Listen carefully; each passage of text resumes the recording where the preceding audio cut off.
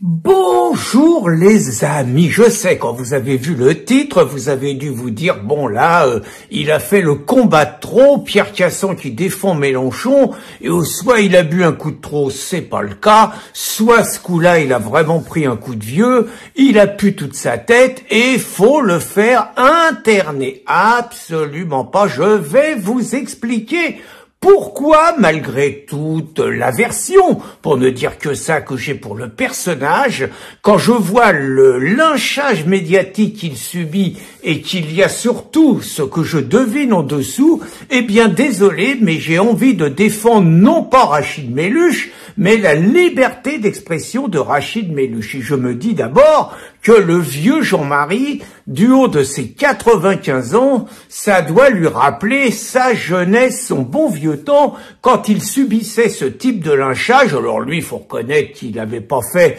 dans la dentelle, avec son dur à four crématoire, avec le détail, même si je suis convaincu que d'autres qui ont dit des choses pas trop éloignées, mais qui étaient dans le bon camp, n'ont pas subi ce qu'a subi Jean-Marie Le Pen. Il n'empêche que là, donc, Jean-Luc Mélenchon, depuis plus de 48 heures, est ciblé par l'ensemble de la caste médiatique, relayée par les crapules politicardes qui nous gouvernent. Alors, un petit rappel, quand même. Bon, donc, Ruth Elkrief, qui donc joue la martyre dans cette histoire, a donc interviewé Bompard, l'a allumé comme il fallait. Entre nous, il n'y a rien à dire. Elle l'interpelle sur notamment les mots utilisés par la France insoumise dans le conflit israélo-Hamas,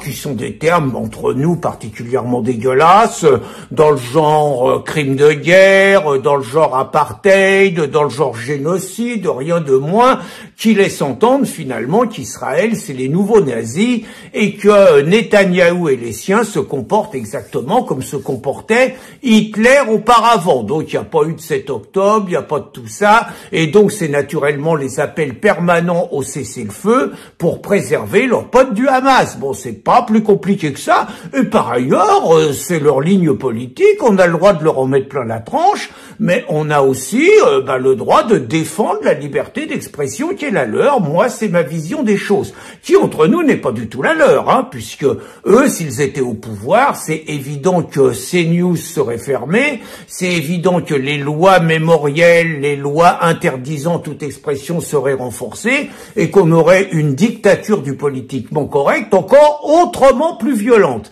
Mais moi, je fais partie de ceux qui sont pour l'abrogation, je dis bien l'abrogation de la loi Pleven, de la loi Guesso, de la loi Taubira, et à partir de là, je suis cohérent, je défends la liberté d'expression de Mélenchon, tout en disant que j'espère connaître un jour une situation où Mélenchon passera devant les tribunaux, passera devant la haute cour, sera jugé pour haute trahison, et lui et tous ses sbires recevront 12 balles dans la peau, comme le disait Clémenceau quand il parlait des traîtres en temps de guerre. Donc vous voyez, on peut pas m'accuser de complaisance. Je trouve que Mélenchon est en train de détruire la France, qu'il est en train de monter une machine de guerre pour ça, qu'il a passé des alliances criminelles avec les islamistes, qu'il monte une espèce de jeune garde comme Mao avec les gardes rouges, qui lui est totalement inféodé et qui traite tout le monde de raciste, de nazi, de fasciste, qui sont porteurs d'une conception totalitaire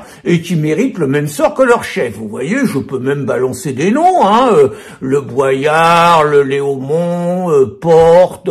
Mathilde Panot, Ercilia Soudet et Clémence Guettet, tout ça. Bon, je veux dire, ils sont pas mal, franchement, ceux-là, s'ils arrivent au pouvoir un jour, faut prendre des dispositions. Donc, une fois que j'ai dit ça, la réalité, c'est que donc Manuel Bompard en a pris plein la tête, et Mélenchon, fou furieux, fait un tweet où il allume comme il faut, c'est vrai, il allume comme il faut Ruth Elkrief, il la traite de fanatique et il lui dit que finalement, elle est musulman. Bon, c'est d'abord une connerie parce que Ruth Elkrief, c'est une lèche-babouche. c'est quelqu'un qui la joue,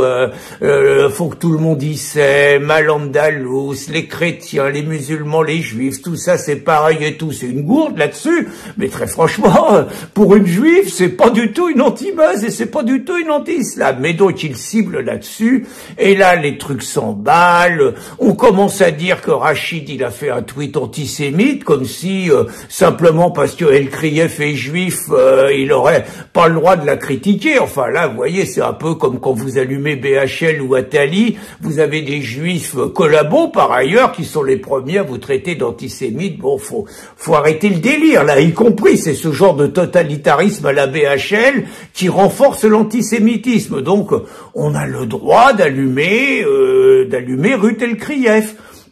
Alors Méluche, il s'était un peu distingué auparavant, il avait allumé Yael Brun-Pivet quand elle avait été à l'Assemblée. Faut reconnaître que Méluche, il a multiplié, on va dire, il a donné des gages aux antisémites, pour ne dire que ça. Mais son tweet en tant que tel, même si on peut imaginer quelque part des arrière-pensées, et elles existent, c'est clair, mais ne mérite pas, je suis désolé, le traitement qu'il subit. Vous avez même Pascal Praud, que j'aime beaucoup par ailleurs, mais qui raconte qu'il faut plus qu'il aille sur TF1. Enfin, on est dans le délire le plus total. Mais ce qui est intéressant, c'est que c'est la caste des journalistes qui tire les ficelles. C'est-à-dire ces mêmes journalistes qui ont un esprit de corporation. Se rappeler quand Charles Anderlin a été pris la main dans le sac en train de faire un reportage bidonné à Doha et que ça a déclenché d'ailleurs la première intifada et que vous avez un gars qui s'appelle Kersanti qui a démonté ça. Je veux dire, vous avez toute la caste des journaleux